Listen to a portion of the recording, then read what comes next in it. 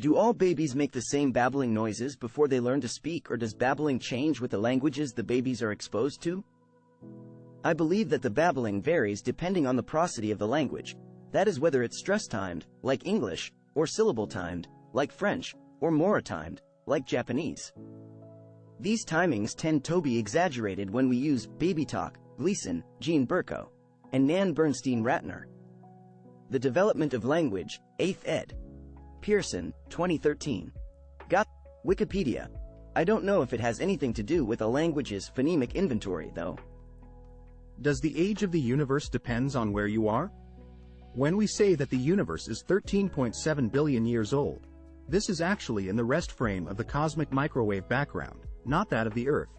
However, the difference due to gravitational time dilation, mostly due to the galactic potential, and kinematic time dilation, since we're moving at approximately 370 km per second with respect to the cosmic microwave background, is of order 1 part in a million. So the ambiguity in the age of the universe due to time dilation is much smaller than the measurement uncertainty in the 13.7 billion years value. More generally, the question of whether the age of the universe depends on where you are depends entirely on what convention you adopt. There is no such thing as a universal now. If you wanted, could define that now means the elapsed time in the cosmic microwave background frame is 13.7 billion years. This convention is called synchronous gauge and is commonly used in cosmology calculations. Under this convention, the age of the universe does not depend on position. For other conventions, like the Newtonian gauge, that is also commonly used in calculations, the age of the universe does depend on position. Does being sick impair the body's ability to form memories during that time? Does being sick reduce your ability to form memories and remember? Yes, 19990601000009, the 1st of June 1999. Does fever affect memory confirmed in rats? tps:/www.ncbi.nlm.nih.gov/pmc/articles/pmc2630971/ is completing forgetting events associated with being sick? I would say very rare, since the only documented cases I could find were mainly in the elderly where the infections cause significant brain damage. https://pubmed.ncbi.nlm.nih.gov/1458967/edit: found a case in a younger person. tps://www.ncbi.nlm.nih.gov/pmc/articles/pm.3766455/ so yes, it could happen, but is clearly so rare that doctors can publish a paper when it occurs. When archaeologists find new structures in old megaliths, it's often presented as a secret chamber or some fanciful new feature. How many of these voids are really just exposed support structures that are being sensationalized? The thing is, when trying to reconstruct the daily life of a few thousand years ago, things like garbage are wonderful. Archaeologists don't want to find treasures, they want to find insight in civilizations long gone. There is a lot of information about Egypt, because they wrote down a lot, but there is a lot to discover. And as long there are still people around claiming pyramids were constructed by an alien invasion, it's crucial to examine every bit of new information, especially if it can provide answers. How did it work, and why was it done, are the two most important questions for archaeologists.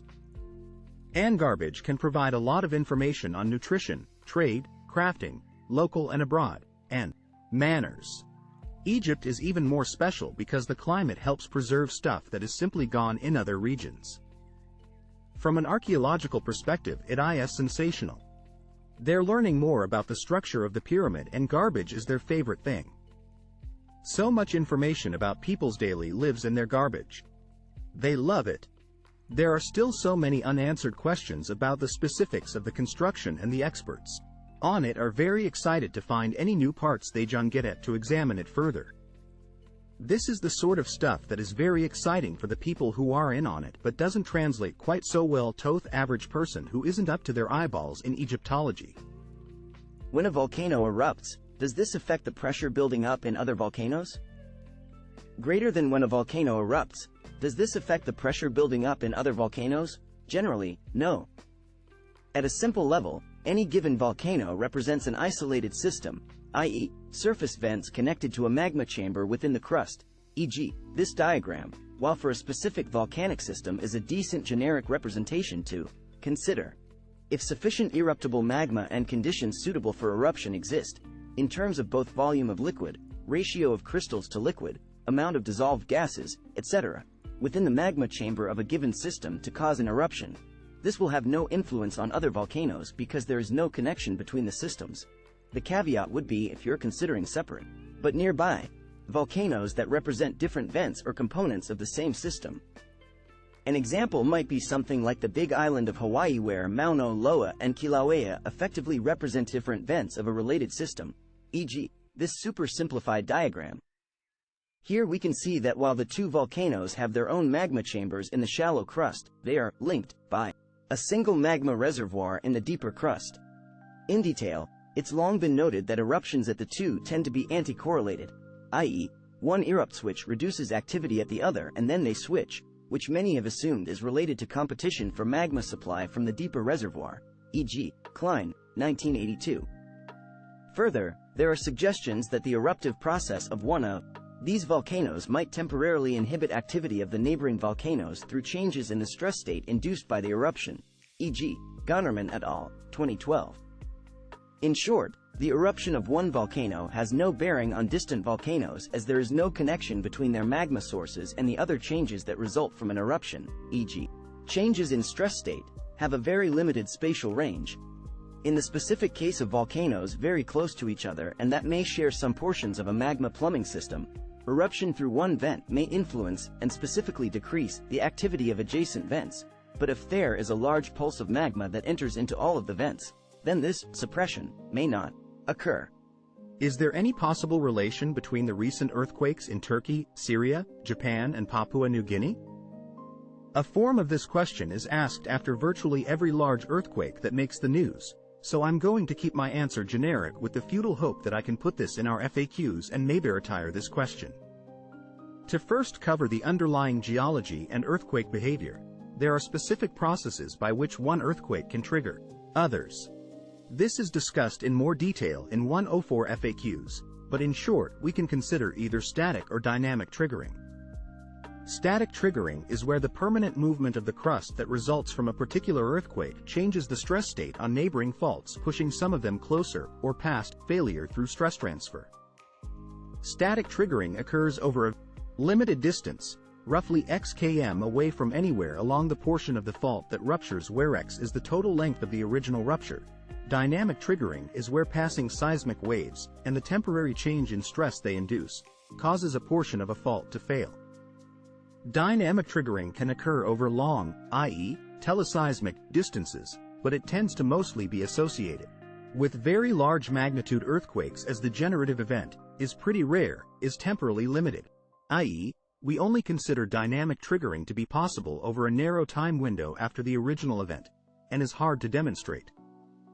Given the above, when this question gets asked, i.e., there was a big earthquake in location X and then there were moderate magnitude earthquakes in distant locations in the days, weeks, or months following, are they related? There is a vanishingly small probability that one or more of those events may be a dynamically triggered event, but the overwhelmingly vast majority of the time, the answer is firmly and unequivocally, no, they are not related. So what's going on and why is this question asked so often? Mostly cognitive biases. Specifically, some mixture of the frequency illusion and the clustering illusion.